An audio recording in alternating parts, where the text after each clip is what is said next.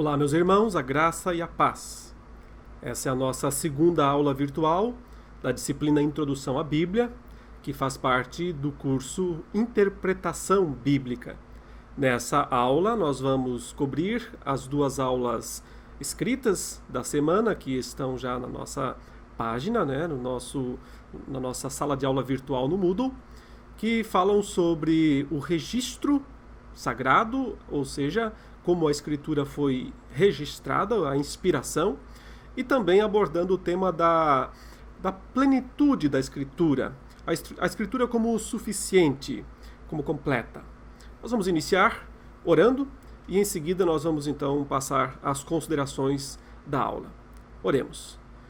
Pedimos a tua bênção, ó Deus, nosso Senhor, sobre esse momento de reflexão, de estudos. Pedimos que o Senhor abençoe tanto o professor quanto os alunos, de maneira que todos possam juntos crescer na graça e no conhecimento de Jesus. Nesse nome santo e bendito é que nós oramos. Amém.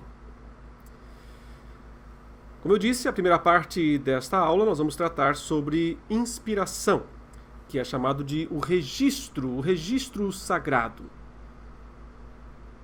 Antes de tudo, nós temos que fazer uma distinção entre revelação e inspiração.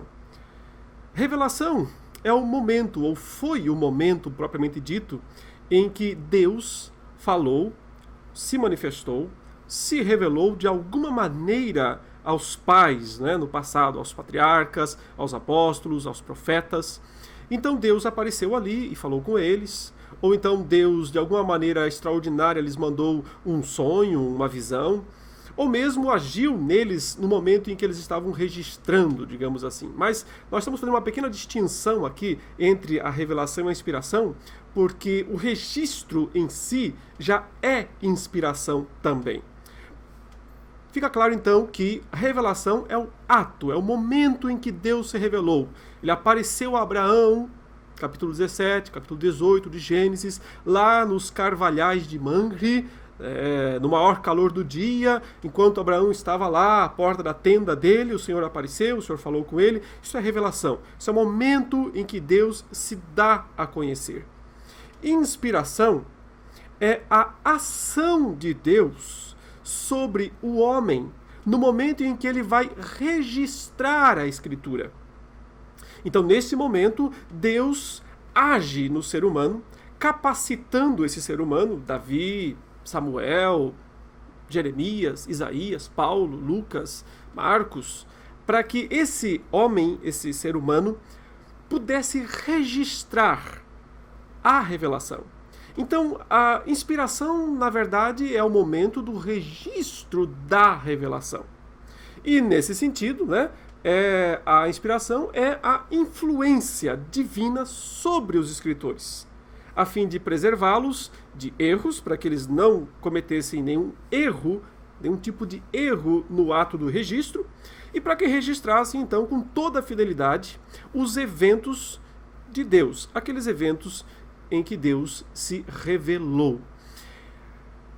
É importante entender, portanto, que em alguns momentos, em alguns atos do passado, houve uma distância temporal entre a revelação, propriamente dita, o ato revelatório de Deus, e o momento do registro. Quando Deus apareceu para Abraão, lá nos carvalhais de Mamre, como diz o capítulo 18 de Gênesis, não foi aquele momento em que o capítulo 18 de Gênesis foi registrado. Nós cremos que quem registrou o Gênesis foi Moisés, foi muitos séculos depois. Deus se revelou num dado momento para Abraão, porém o registro desta cena, deste fato, se deu posteriormente, séculos depois, quando então Moisés registra o encontro de Deus com Abraão. O encontro de Deus com Abraão foi o ato revelatório. O registro de Moisés do evento é que foi inspirado. É claro que no momento da inspiração, quando Moisés está registrando o texto, também está acontecendo revelação, Porque senão como é que Moisés poderia saber de todos aqueles fatos? Ele poderia saber por alguns recursos, que nós vamos falar daqui a pouco. Mas esses recursos não são suficientes, A revelação, a tradição oral, a tradição escrita. Então ele precisava de algo mais, que é justamente o ato da inspiração.